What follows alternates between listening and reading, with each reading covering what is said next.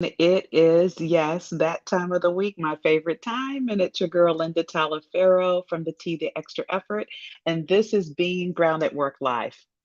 This is Being Brown at Work Live, favorite time of the week. What I wanted to talk about in this episode is something that I've got constant messages, DMs, questions. It tends to rise pretty high when it's on a survey, and that's how to advocate for a raise.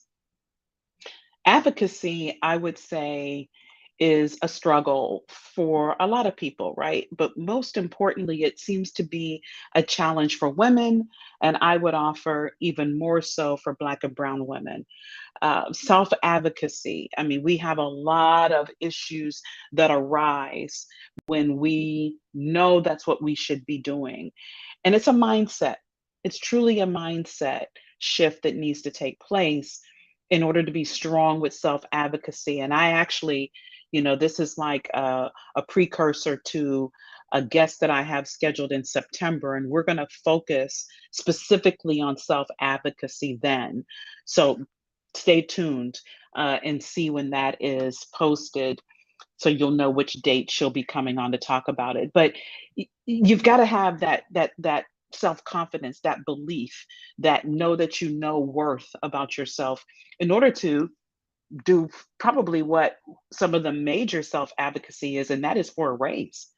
Because that's, talking about money a lot of times for people is taboo. It's something they stray away from. They believe, okay, well, the company knows best. They told me the salary range, and I'm in that salary range. And every year we get the 3% or what 2%, whatever that merit increase is. Okay, that's it. I mean, that's the way it goes. Well, I want to share with you in this episode that's not necessarily the way it has to go for you consistently. So, first and foremost, if you're listening live or catching on the replay and you're in the midst of negotiating for a new salary because you're making a pivot, I highly recommend that you reach out to one of my friends. She was a guest several months ago, Claudia Miller. She's killer when it comes to negotiating those salaries walking in the door. She has a killer methodology. Highly recommend you reach out to her, Claudia Miller. And she's website Claudia T. Miller. So if that's your position right now, you're about to go in and you're getting a new job and you want to negotiate, reach out to your girl. She will give you the tools to get that killer salary walking in the door. What I want to share with you on this episode is that you're in your role and you have been performing. You've been hitting home runs. You've been getting consistently good performance reviews. And you know that you're worth more than that 2 to 3% that tends to come with merit increases. And I want to tell you how I successfully advocated for, negotiated, and got more than that in a raise. Because what I want you to know, first of all, is that it's possible. It is possible. Don't let anyone tell you, oh, no, you know what? Um, 2%, 3%, that's our stand. Do not let someone tell you that. Of course, yes, every company has every year at the performance review time the standard raises to come out, but I am a witness. I am here to tell you what is possible because the funds are there. They've been accrued for. What happens is 9 times out of 10 we don't go for them. We sit back and allow our attributes, our wins, how we've moved the needle to just be that and to not be rewarded for it. And a lot of times we are in our own way. We've decided that we're going to settle. Now, what I'm about to share with you, is this something you can do every year? Absolutely not. Okay, so let's not. I want to make that clear. You're not going to get what I'm about to share with you every year.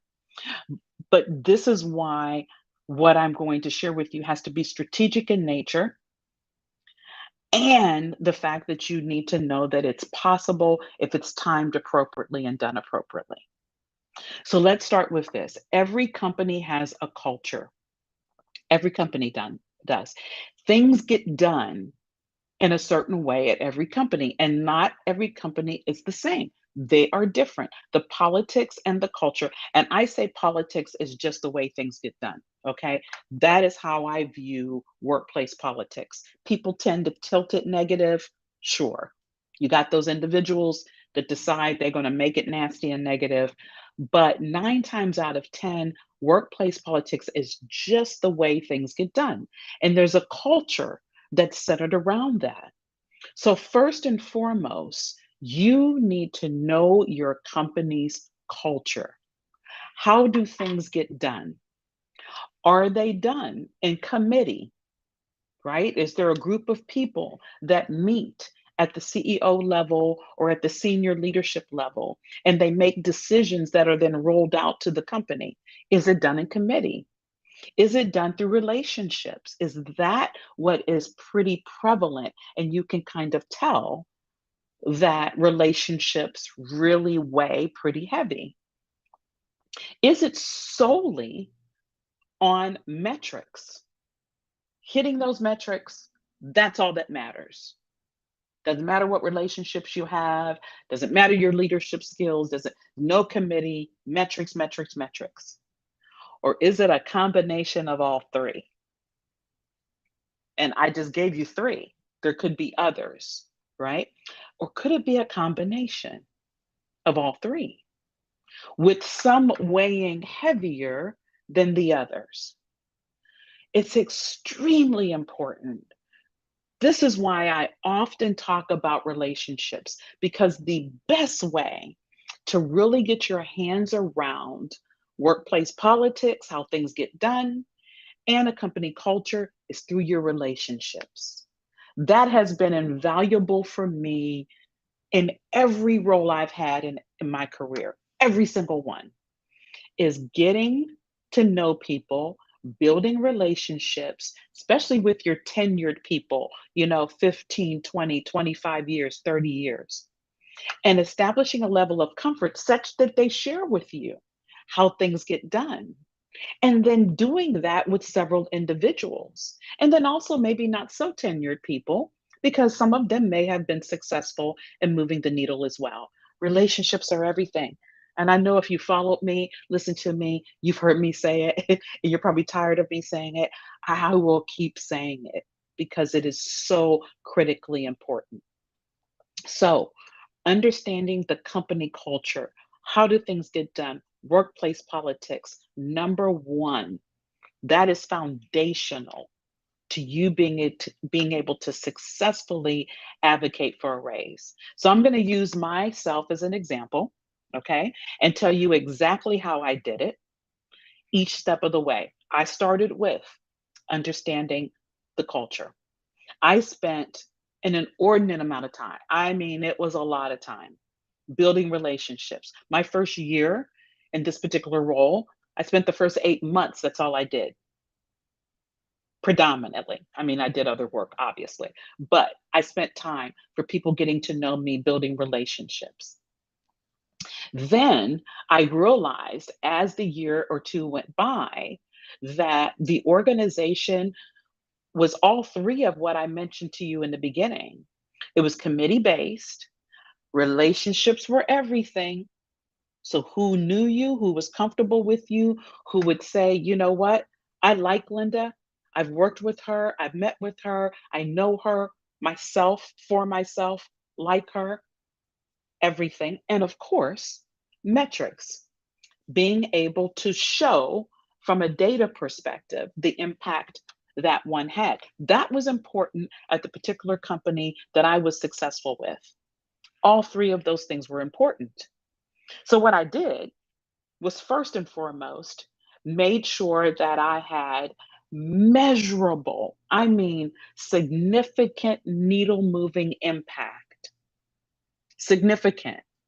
I was even in a all employee meeting one time when one of my colleagues, there was some data that was being showed for our performance. And one of my colleagues, it was a senior leadership, actually was an offsite.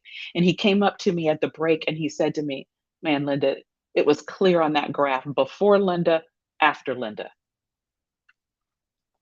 And when he said that, I was like, whoa. He said, before Linda, after Linda. And then several people made similar comments, right? And I thought, okay, needle moving impact that I could use later on, and I'll tell you what happened later on.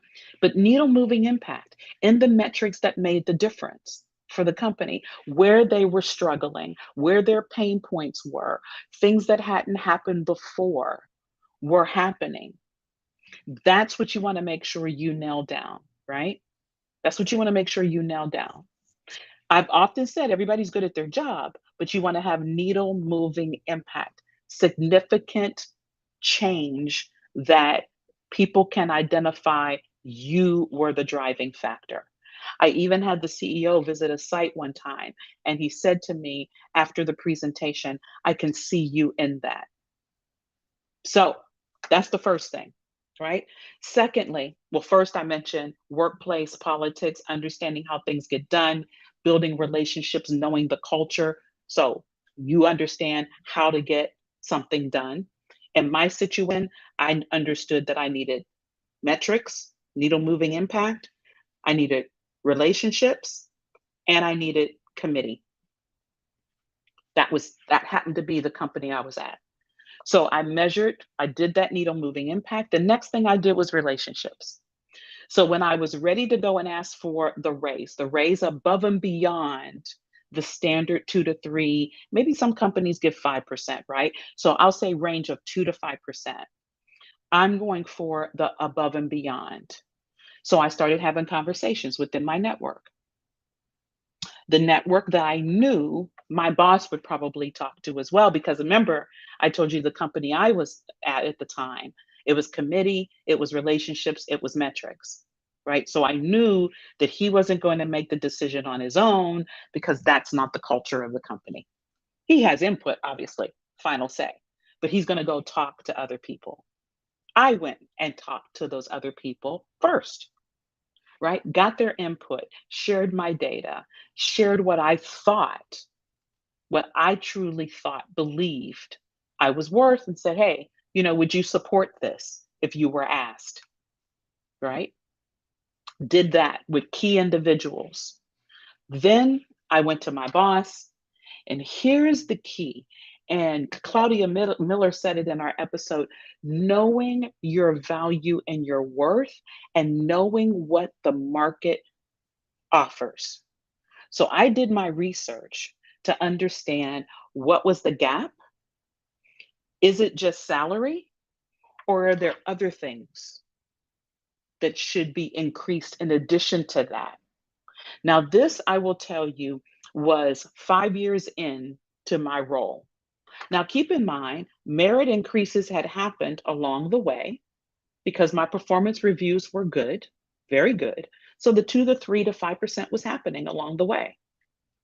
5 years in is when I decided I am worth what the market is offering. And here's all my evidence as to why. So I went and met with my boss. And when I walked into the door, it wasn't the conversation, oh, well, I think, oh, I'm not sure, oh, here's the range. What do you think? No, I shared the data. I said, hey, I scheduled this. I wanted to talk about raises. I know it's that time of year, and I'd like to share with you my request. And then I gave him the evidence, and then I was very, very specific. I was specific in the salary increase, I was specific in the bonus change, and I was specific in LTIP, or the long-term incentive plan that came with my role, which was the stock part of the role. All three of those, I was very specific in. His response to me was, well, Linda, thank you for this. I can see, why you would make this request. I'm going to have to talk to several people. And he mentioned their names. And actually, two of the three people I had already talked to. And I said, I've already talked to him. I've talked to him. I've talked to him. And he sat back in his chair and he said, of course you have, because he knew me, right? As my boss, I'd been there 5 years. He knew what type of individual. He said, of course you have. Of course you've had those conversations. He said, well, I'm going to have the same ones and I've got to talk to several other people and I'll come back to you. He did that. I think maybe 2, 3 weeks went by. He came back and I got 2 of the 3 requests. And the LTIP piece was the only one that didn't shift because it had already been, the board had already decided and it was in the 3-year cycle. And I got all of that. I was actually looking for the next cycle, but I was like, okay, salary was exactly what I asked for. The bonus structure up another 5%, went from 30 to 35%, exactly what I asked for. And the range, the raise was above, it was around 10% or so. So it was double even the maximum range. It was specifically what I asked for.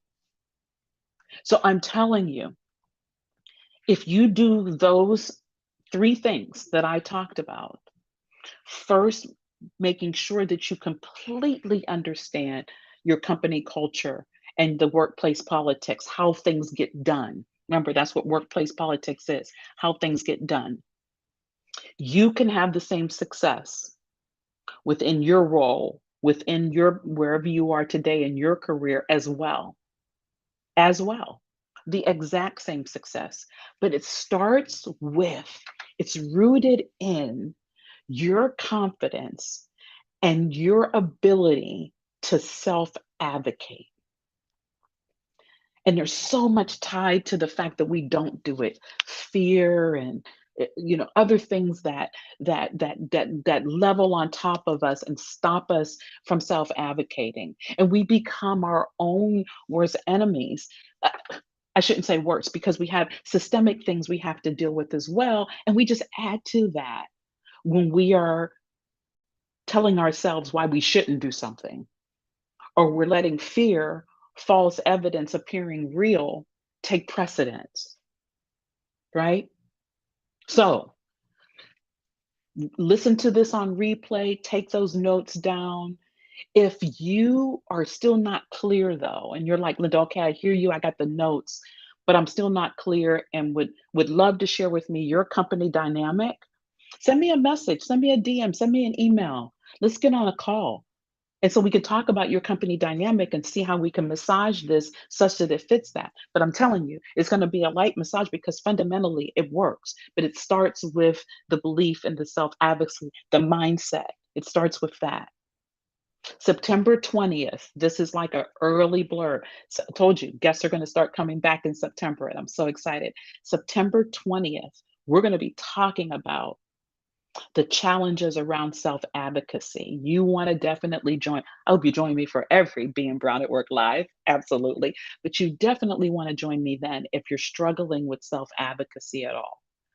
Because I've got a great guest, lovely person. It's in the same space I'm in. And she had some struggles in the financial sector, service sector. And that's what we're going to talk about and help you get over that hump because you deserve the 10% like I got. You deserve the increase in bonus. Absolutely. Because I'm sure you've had needle moving impact. Sure you have. And you don't leave that sitting on the table.